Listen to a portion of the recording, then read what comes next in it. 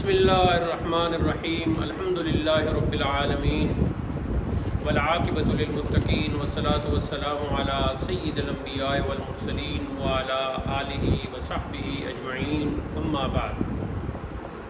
آج منیت المصلی کا درس نمبر 10 ہے۔ جو یہاں موجود ہیں اور جو ویڈیو دیکھ کر اپنا سلسلہ تعلیم جاری رکھے ہوئے ہیں، سب کو یہ ذہن میں رکھنا چاہیے کہ یہ اللہ تعالیٰ کا ہم پر بہت احسان ہے کہ ہم وہ علوم و فنون پڑھ رہے ہیں جن کا تعلق دنیا کے ساتھ تو ہے ہی، آخرت کے ساتھ بھی ہے، جن کے ثواب کا تعلق آخرت کے ساتھ ہے۔ تو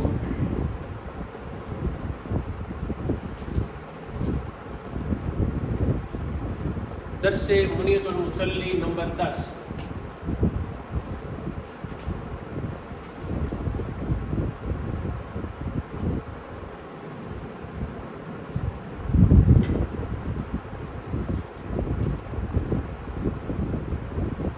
آپ کو یاد ہوگا کہ پچھلے درس میں ہم نے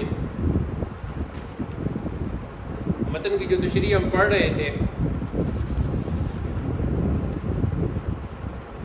اس میں متقدمین اور متاخرین کی وضاحت ہوئی تھی۔ اس کے بعد تھوڑا سا متن پڑھ لیتے ہیں تاکہ تازہ ہو جائے۔ آپ سماعت کر لو، یہ سامنے رکھو۔ اس میں جو ہے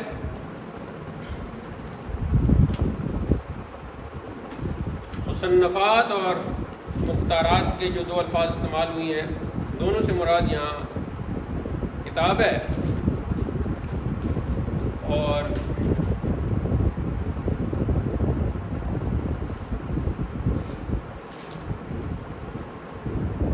ایک منٹ میں یہ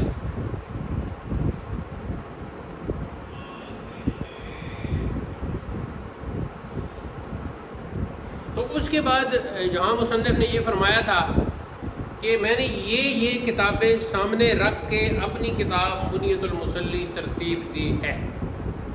وہ کون سی کتابیں ہیں؟ وہ متقدمین اور متاخرین دونوں کی کتابیں ہیں۔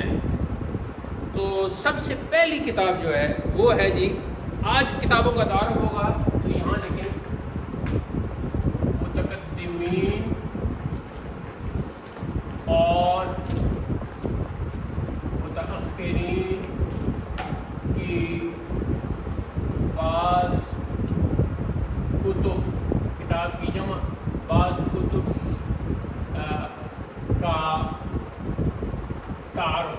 ظاہر ہے اب یہ تعارف جو ہے، تعارف بروزن تفاعل راہ کے اوپر پیش، یہ مختصر ہوگا۔ آج کا یہ ہمارا پہلا یہ ہے۔ اس میں سب سے پہلی کتاب جو ہے، جیسا کہ مصنف نے کیا کہا، نحو الہدایت، جیسے الہدایہ، تو پہلی کتاب ہے جی الہدایہ۔ جن کتابوں کو سامنے رکھ کے مصنف نے اپنی کتاب منیت المصلی و منیت المبتدی کو مرتب فرمایا ہے، ان میں سب سے پہلی کتاب ہے جی الہدایہ۔ تو آپ یہ دیکھیں نمبر 1 الہدایہ۔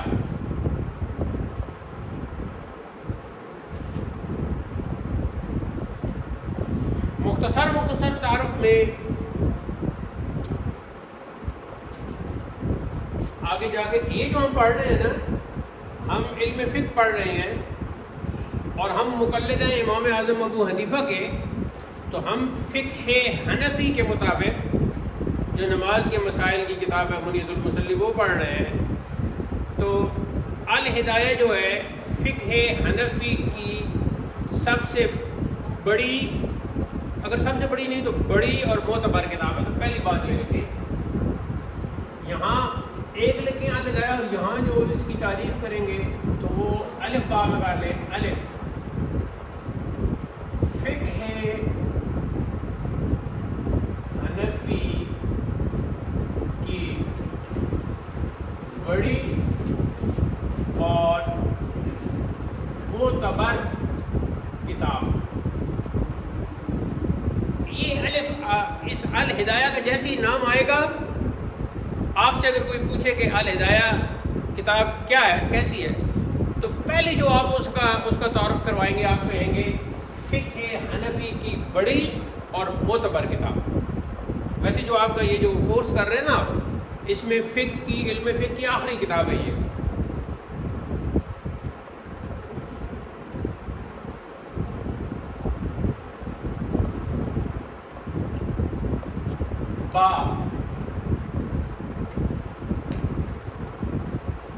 بہترین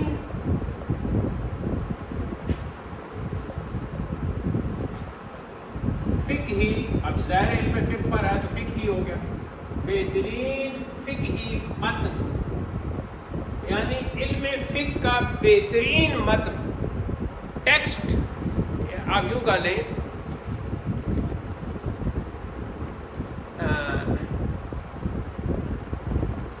ٹیکسٹ آف فقہ حنفی، لیکن یہاں اب ٹیکسٹ کی کو بہترین کہیں گے.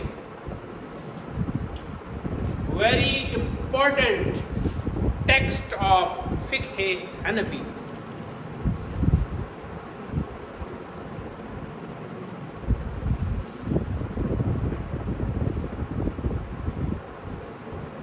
تیسری بات آپ نے اس کے بارے میں جو ذہن میں بٹھانی ہے وہ ہے بدایت المبتدی. بنیت المبتدی پڑھا ہے نا آپ نے، وہاں مبتدی پڑھ لیا ہے. بدایت المبتدی انورٹڈ کاماز میں اس کو کریں، یہ ہوتے ہیں انورٹڈ کاماز، یعنی کہ ڈبل واو، شروع میں ڈبل واو سیدھا، اور ایسے کاما بھی آپ کہہ سکتے ہیں. بدایت المبتدی کی شرح. اب مصنف کا نام اس کے بعد، ویسے پہلے مصنف کا نام ہونا چاہیے تھا، لیکن میں آپ کو اس انداز سے سمجھا رہا ہوں. آگے دال مصنف کا نام، مصنف کا نام،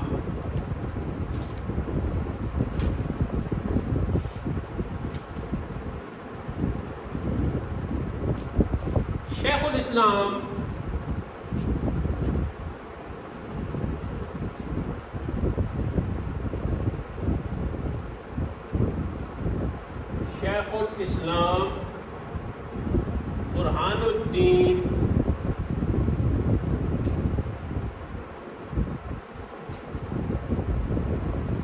علی بن،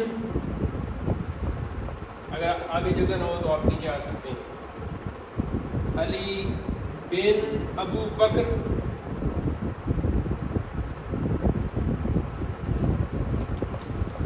فرخانی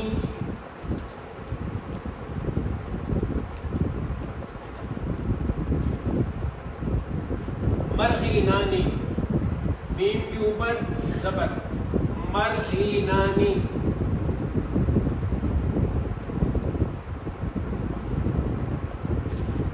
مرغینانی سنی، آج کل یہ لکھنا بہت ضروری ہے، سنی حنفی. آگے آپ نے لکھنا ہے رحمت اللہ علیہ، رحمت اللہ علیہ یا رحمت اللہ تعالی علیہ. شیخ الاسلام ان کا لقب ہے، برہان الدین بھی ان کا لقب ہے، علی ان کا نام ہے، والد کا نام ابو بکر ہے، فرغان پہلا گاؤں ہے جس کی طرف ان کی نسبت ہے، اور مرغینان دوسرا گاؤں ہے جن کی طرف ان کی نسبت ہے. شیخ الاسلام برہان الدین علی بن ابو بکر فرغانی مرغینانی. مختصر کیسے کریں گے؟ مختصر آپ کریں گے شیخ الاسلام برہان الدین مرغینانی. مزید مختصر کیسے کریں گے؟ علامہ مرغینانی. یہ میم کے اوپر زبر لگانا. اچھا ہاں. تو شیخ الاسلام برہان الدین علی بن ابو بکر فرغانی مرغینانی سنی حنفی رحمۃ اللہ علیہ کی کتاب تھی بدایت المبتدی. کیا کون سی کتاب تھی؟ ہاں.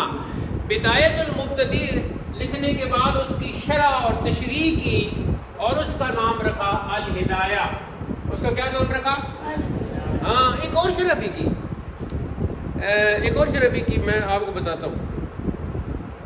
اس کا نام ہے جی کفایت المنتہی. میں لکھ دیتا ہوں آپ کو.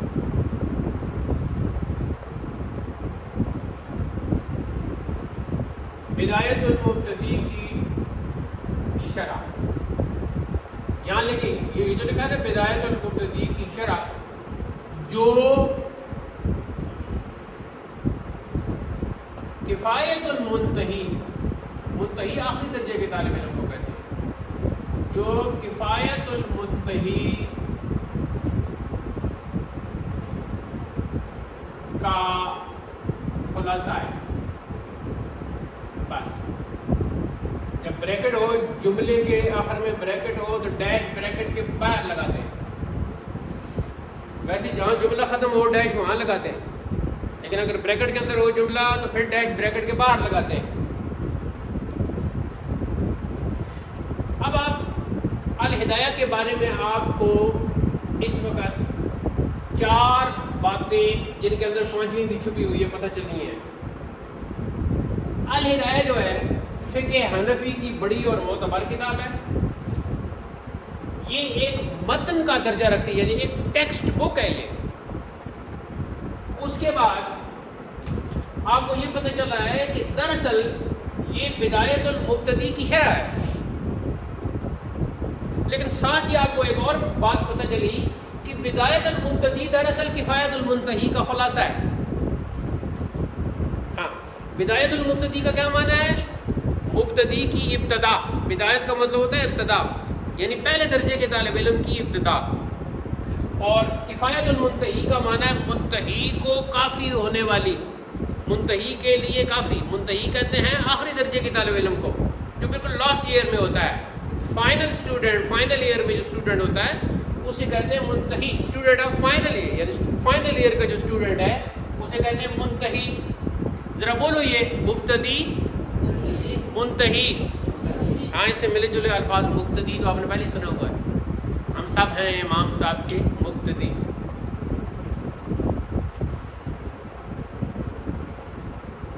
اچھا، اب جو کفایت المنتہی ہے یہ بہت بڑی کتاب تھی جو تقریباً کوئی بڑی بڑی 8 جلدوں پر مشتمل ہے. ٹھیک ہے.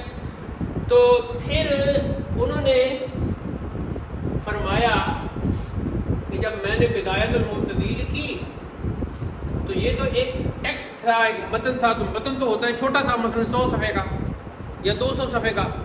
تو اب اس کی تشریح ضروری ہوتی ہے. مثلا متن میں لکھا ہوا ہے کہ نماز کے اتنے فرائض ہیں، یہ تو لکھ دیا متن میں. لیکن اب اس کی تشریح کی ضرورت ہے کہ وہ کون کون سے فرائض ہیں، کن کن ارکان کے ساتھ ان کا تعلق ہے. قیام فرض ہے، رکوع فرض ہے، سجدہ فرض ہے، قرات فرض ہے. تو اس کی جو تشریح کی ضرورت ہوتی ہے اس کے لیے پھر جو کتاب لکھی جاتی ہے اسے کہا جاتا ہے شرح. تو انہوں نے اپنی پہلی کتاب لکھی بدایت المبتدی جو ایک ٹیکسٹ بک تھی. پھر اس کی شرح انہوں نے کی کفایت المنتہی کے نام سے. پھر خود ہی کہتے ہیں کہ جب میں نے دیکھا کہ یہ تو بہت بڑی شرح ہو گئی ہے، پتہ نہیں 80 جز بن گئے، یعنی 8 تقریباً بڑی بڑی جلدیں بن گئی ہیں. تو پھر اس کا میں نے خلاصہ لکھا بدایت المبتدی کے نام الہدایہ. الہدایہ کے نام سے پھر میں نے اس کا خلاصہ لکھا. تو اب آپ یوں کہیں الہدایہ خلاصہ ہے کفایت کفایت المنتہی کا جو شرح ہے بدایت المبتدی کی. دوسرے لفظوں میں کیسے کہیں گے کہ علامہ مرغینانی شیخ الاسلام برہان الدین علی بن ابی بکر فرغینانی مرغینانی نے کتاب لکھی بدایت المبتدی، پھر اس کی تشریح کی کفایت المنتہی، پھر اس کا خلاصہ لکھا الہدایہ. الہدایہ بھی اگر اس کا ترجمہ تشریح آپ کے سامنے آئے تو تقریباً 15-20 جلدیں اس کی بن جائیں. اچھا، تو اب آپ کو پتہ چلا یہ کتنی بڑی کتاب ہے. تو اس کتاب سے علامہ سدید الدین کاشغری نے بعض مسائل لے کر اپنی کتاب منیت المصلی میں لکھے ہیں. تو یہ پہلی کتاب ہے.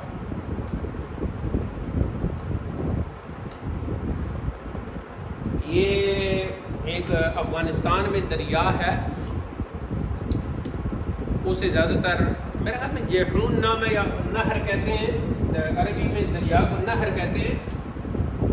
تو اس سے بڑے جو علاقے ہیں انہیں کہتے ہیں ماوراء النہر، ماوراء النہر، ماوراء النہر. ہاں، یعنی دریا سے پرے کے جو علاقے ہیں، اس دریا سے پرے کے جو علاقے ہیں. تو یہ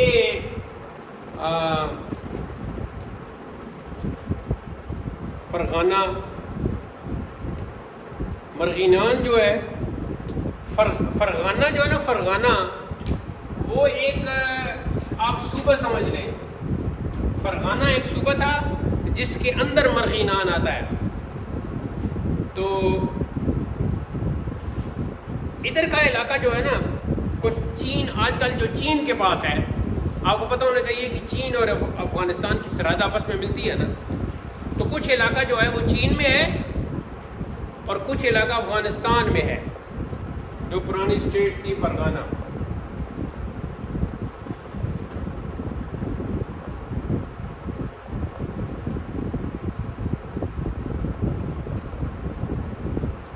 دوسری کتاب ہے جی نحو الہدایت، آگے کیا لکھا ہوا ہے؟ والمحیط. پڑھو ذرا. ہاں، نحو الہدایت والمحیط. تو اب دوسرے نمبر پر ہے جی، اب یہاں چلے گا. پہلے الہدایت تھا، یہاں چلے گا المحیط.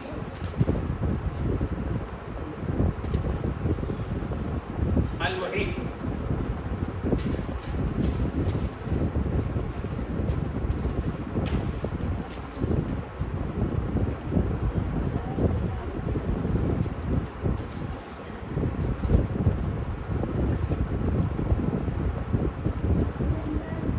المحیط کے بارے میں جو ادھر تو میں نے کہا تھا نا فقہ حنفی کی بڑی اور معتبر کتاب اور یہ اور وہ.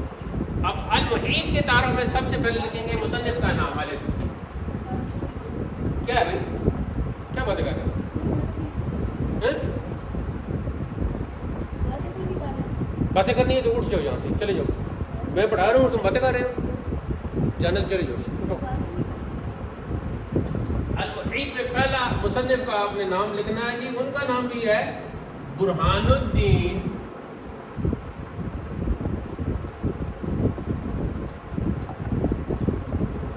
محمود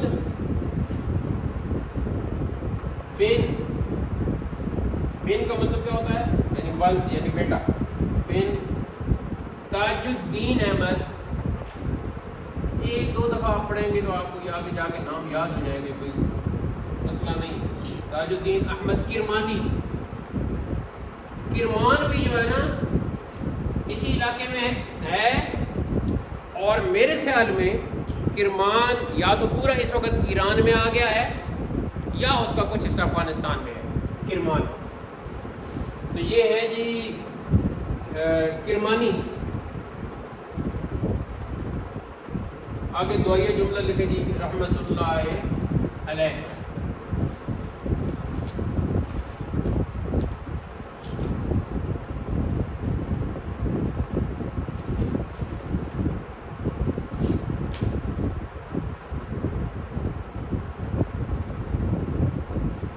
اب بے جو ہے نا با، وہ جو اس کے بارے میں آپ نے بات یاد رکھنی ہے، وہ یہ رکھنی ہے بات یاد کہ اس کو محیط برہانی کہتے ہیں. اس کو محیط برہانی بھی کہتے ہیں، کیونکہ محیط محیط تو نام ہو گیا نا، تو برہان خود مصنف کا نام ہو گیا، تو پھر محیط برہانی بھی کہتے ہیں اس کو۔ محیط انڈر لائن یا اوور لائن کر لیں اس کو محیط برہانی بھی کہتے ہیں۔ یہ کئی جلدوں میں اس وقت چھپ چکی ہے، میرے خیال میں مصر سے چھپی ہے یا لبنان سے چھپی ہے، پی ڈی ایف میں میرے پاس ہے۔ اس کو محیط برہانی بھی کہتے ہیں۔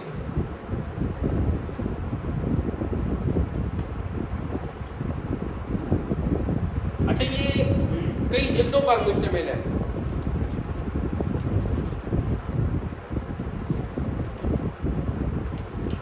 جیم جو اس کے بارے میں آپ نے تیسری معلومات انفارمیشن جو آپ نے اس کے بارے میں رکھنی ہے وہ یہ ہے کہ اس کے ایک خلاصہ کا نام ذخیرہ ہے۔ اس کے ایک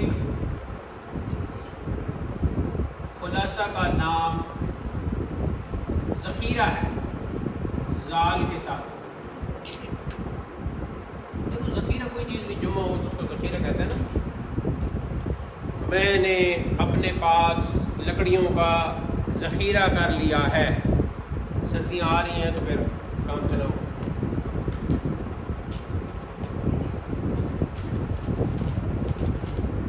ٹھیک ہو گیا جی۔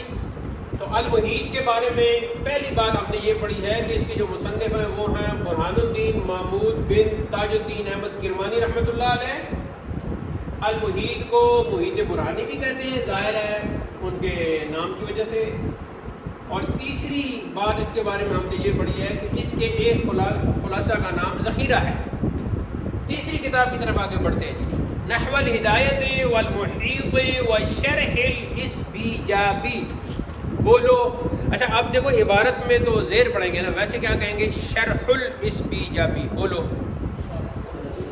ہاں، تو اب نیچے جگہ میں جو لکھوں گا آپ تو ظاہر نیچے لکھیں گے۔ نمبر 3 شرح الاسبیجابی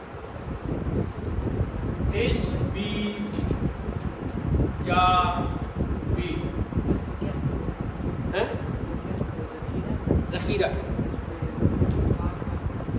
ہاں خاص بہتر ہے۔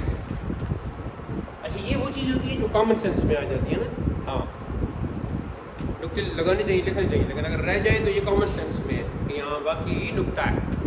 جیسے کوئی سورج لکھے اور جیم کا نقطہ چھوڑ دے تو آپ یہ نہیں کہہ سکتے کہ اس نے دیکھو یہ غلط لکھ دیا ہے، یہ کامن سینس ہے۔ آپ کہیں گے اس سے نقطہ رہ گیا، یہ ہے نقطے کی بات، دس از دا پوائنٹ، ہاں پوائنٹ ٹو بی نوٹڈ۔ اس کے بعد کیا ہے جی؟ نحو الہدایت والمحیط۔ اب کتاب کی طرف دیکھیں نا تاکہ آپ کو ذرا سمجھ بھی آئے، کتاب کی طرف دیکھیں۔ نحو الہدایت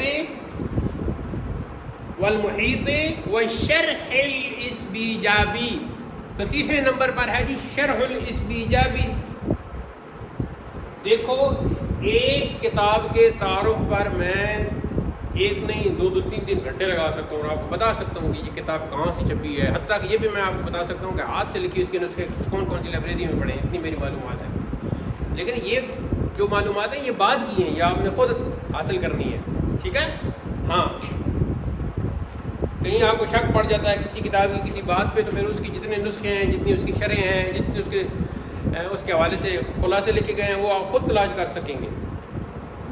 آپ کے پاس 2 چابیاں ہونی چاہیے اگر آپ عالم بننا چاہتے ہیں، ماہر بننا چاہتے ہیں، فاضل بننا چاہتے ہیں دینی علوم کے، تو آپ کے پاس 2 چابیاں ہونی چاہیے۔ انگریزی کی چابی تو آلریڈی آپ کے پاس ہے، اگر وہ نہیں ہے تو پھر 3 چابیاں ہو گئی۔ اگر آپ عالم بننا چاہتے ہیں تو علوم و فنون کا جو تالا ہے اس کی 3 چابیاں ہیں۔ نمبر 1 عربی زبان، نمبر 2 فارسی زبان، اور آج کل کے اعتبار سے انگریزی زبان۔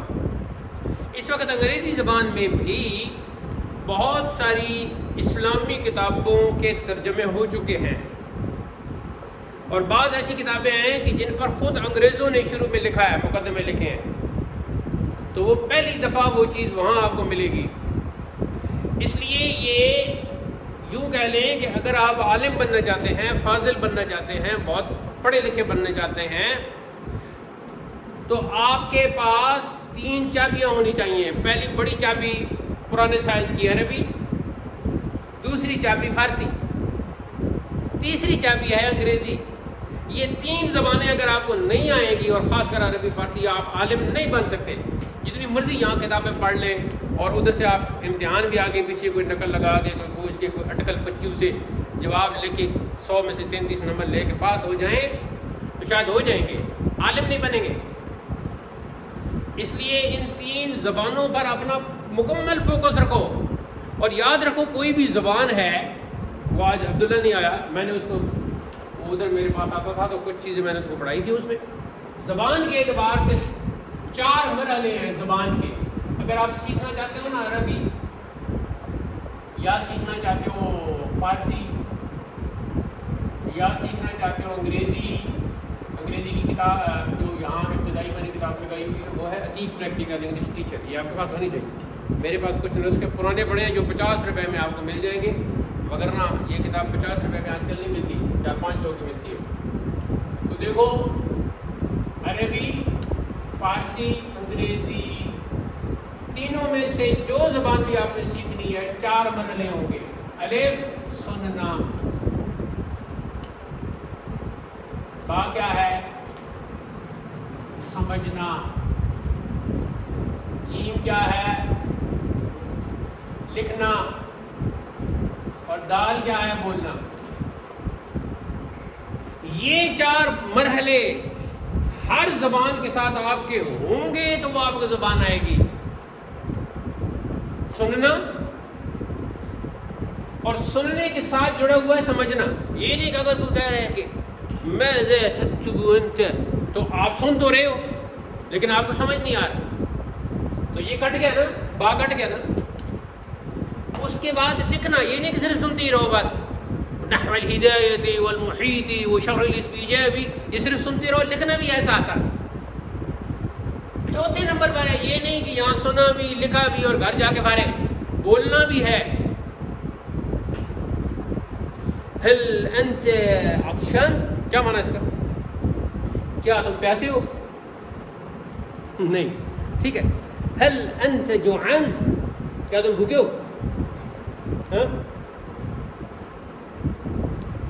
آگے کون ہے؟ هل انت اعمى، انت اعمى، تم اندھے ہو.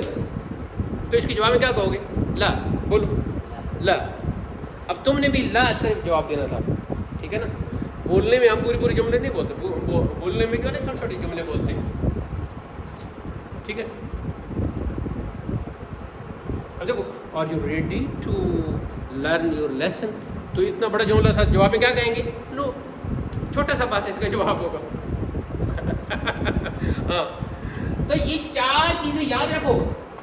عربی سیکھنی ہے تو سننا سمجھنا لکھنا بولنا، فارسی سیکھنی ہے تو سننا سمجھنا لکھنا بولنا، انگریزی سیکھنی ہے تو سننا سمجھنا لکھنا بولنا، ٹھیک ہے. اگر ان میں سے کوئی آپ نے پہلے شروع کر دیا تو حرج نہیں.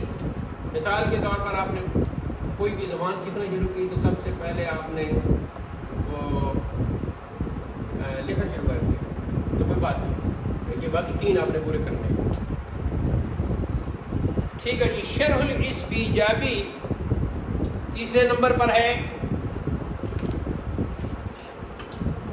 مصنف کا نام ہے جی شیخ الاسلام علی بن محمد بن اسماعیل بن علی بن احمد. تو ہم ایسے کرتے ہیں، ان کا نام مختصر کرتے ہیں شیخ الاسلام علی بن محمد. تو پہلا ان کا نام شیخ الاسلام علی بن محمد رحمۃ اللہ علیہ، رحمۃ اللہ علیہ. شیخ الاسلام لقب ہو گیا، علی نام ہو گیا، اور محمد والد کا نام ہو گیا. ان کا مختصر نام کیا ہے؟ شیخ الاسلام اسبیجابی، بریکٹ میں مختصر لکھ لیں، شیخ الاسلام اسبیجابی. بس جب آپ کہتے ہیں کہ بھئی یہ کہاں کس نے کہا ہے، یہ مسئلہ کس نے لکھا ہے، تو آپ جواب میں کہو گے شیخ الاسلام اسبیجابی نے لکھا ہے. جرأت ہے تو انکار کر کے کرو انکار. اب اس بی جابی کا مطلب ہے اس بی جاب کے رہنے والے، یہ منسوب کر لیں، اس بی جاب سے منسوب، جیسے کوئی اٹکی ہونا تو کیا اس کا مطلب ہوگا؟ اٹک سے منسوب، ٹھیک ہے۔ آج ہمارے دادا جان کے عرس کی آخری مجلس ہے، بابا جی عبدالستار خان چشتی نظامی، اور بڑے بڑے علماء اور بڑے بڑے پیر اور بڑے بڑے مشائخ جو ہے ہمارے دادا جی نے ان کی زیارت کی اور وہ بہت پسند کرتے تھے انہیں۔ آج جو کچھ ہمارے پاس ہے یہ انہی کا فیضان ہے۔ میں نے کچھ اشعار بھی کہے ہیں، وہ قاری صاحب آپ کو سنائیں گے ان کی منقبت کے۔ تو میں پتہ نہیں کیا بات کرنے لگا تھا ان کا ذکر، ہاں تو ہمارے گاؤں کے ایک تھے قاضی مراد شاہ شمس، ٹھیک ہے، نام لکھ لو، قاضی مراد شاہ شمس۔ تو وہ شاعری بھی کرتے تھے۔ ویسے میرے خیال میں ہمارے گاؤں میں سب سے پہلے جو شاعری، اس کا تو مجھے اندازہ نہیں، لیکن ہمارے نانا جان کی شاعری سے پہلے، ہمارے حضرت والد گرامی کی شاعری سے پہلے، ہمارے چچا جان کی شاعری سے پہلے، میں نے تو خیر بعد میں شاعری شروع کی، تو مجھے لگتا ہے ایسے ہے کہ ہمارے گاؤں میں شاید پہلے شاعر ہوں قاضی مراد شاہ شمس۔ تو ہمارے بعض رشتہ دار میں شاہ شاہ کہتے ہیں، لیکن مجھے شاہ شاہ پسند نہیں لگتا۔ مجھے شروع میں ایک اکیڈمی میں پڑھاتا تھا تو وہاں شاہ جی کہتے تھے تو مجھے بہت برا لگتا تھا۔ حیدر شاہ، ہم حضرت حیدر شاہ کی اولاد میں سے ہیں، لیکن مجھے شاہ نہیں پسند۔ اچھا، شیخ الاسلام علی بن محمد شیخ الاسلام اس بی جاب سے منسوب۔ تو منسوب جو ہوتا ہے وہ اس میں منسوب بنتا ہے نام کے آخر میں یا لگانے سے۔ اٹک ہے نا نام، تو آخر میں یا لگائیں گے تو بن جائے گا اٹکی۔ تو اب لنگر ہمارا گاؤں ہے تو وہاں کیا بننا چاہیے تھا؟ لنگری، یہ بننا چاہیے تھا نا۔ تو قاضی مراد شاہ شمس کہتے تھے کہ مجھے لنگری نہیں پسند، مجھے لانگری پسند ہے۔ کیا کہتے تھے؟ لانگری پسند ہے مجھے۔ تو لنگر جو ہمارے گاؤں کا نام ہے اس سے اس میں منسوب دونوں طریقے سے بنے گا، لنگری بھی بنے گا، لانگری بھی بنے گا، ٹھیک ہے۔ جیسے یہاں بھی لنگر ہوتا ہے، یا یہ جو سینٹر میں ڈرل سینٹر میں لنگر ہوتا ہے اس کو بھی لانگری کہتے ہیں۔ یہاں جو ہمارے پہلے تھا لانگری، اس کو بھی لانگری کہتے ہیں، ٹھیک ہو گیا۔ تو شرح الاستجاب جو ہے ان کا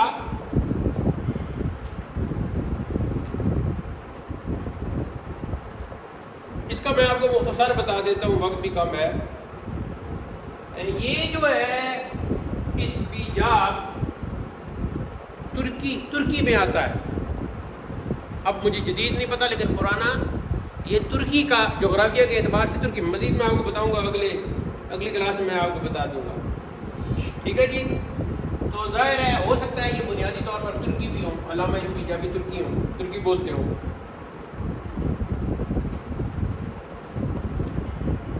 ان کی وفات ہوئی ہے جی 535 ہجری میں، وفات 535 ہجری، یعنی چھٹی صدی ہجری کے یہ مصنف ہیں۔ اور اب کون سی جا رہی ہے؟ 15ویں، اب 15ویں جا رہی ہے نا، 15ویں صدی جا رہی ہے، تو یہ چھٹی صدی کے ہیں۔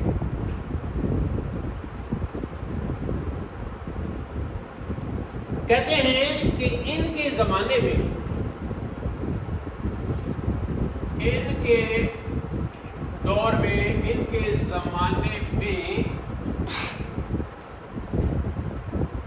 ان کے مرتبے کا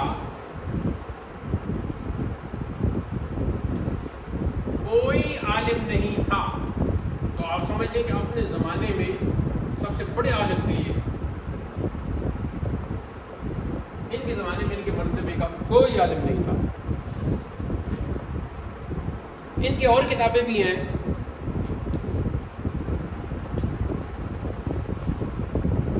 اب ایک اور دال جو ہے نا ان کے بارے میں جو میں معلومات دینے لگا ہوں وہ بہت بڑی ہوگی۔ وہ کیا ہے؟ شیخ الاسلام برہان الدین، کون؟ صاحب ہدایہ، ان کو کیا کہیں گے؟ صاحب ہدایہ۔ اچھا، صاحب کا لفظ لگا کے نا اور آگے کتاب کا نام لکھے تو اسے مصنف مراد دیتے ہیں، تو کیسے کہیں گے؟ صاحب ہدایہ، صاحب محیط اور صاحب شرح استیجابی۔ تو یہ جو صاحب ہدایہ ہے نا شیخ الاسلام برہان الدین، وہ ان کے شاگرد رشید۔ چوتھی بات یہ لکھو، صاحب ہدایہ، صاحب الہدایہ، صاحب الہدایہ، صاحب بھی کر سکتے ہو، الہدایہ کتاب کا الگ نام لکھ سکتے ہو۔ صاحب الہدایہ کے استاذ گرامی، تو اب خود جو صاحب ہدایہ ہیں شیخ الاسلام ہیں، خود جو الہدایہ کے مصنف ہیں، جو اتنی بڑی کتاب ہے فقہ حنفی کی، پوری دنیا میں پڑھائی جاتی ہے، علم فقہ کی آخری بڑی کتاب ہے آپ کے پوسٹ میں، جس کے مصنف شیخ الاسلام برہان الدین علامہ مرغینانی ہیں، وہ شاگرد رشید ہیں شیخ الاسلام استیجابی کے۔ تو جب صاحب ہدایت کی شاگرد ہے تو یہ کتنے بڑے استاد ہیں، اندازہ خود کر لو۔ تو آج ہم نے نحو الہدایت والمحیط وشرح الاستیجابی 3 کتابوں کا آج ہم نے تعارف پڑھ لیا ہے۔ ان 3 کتابوں سے مسائل نکال کے علامہ سدید الدین کاشغری نے اپنی کتاب بنیۃ المصلی میں لکھے ہیں۔ تو آج کا درس یہاں اختتام پذیر ہوتا ہے۔ اللہ تعالی ہمیں علم نافع عطا فرمائے اور علم کے حصول کے بعد عمل کرنے کی توفیق ارزانی کرے۔ وآخر دعوانا ان الحمد للہ رب العالمین۔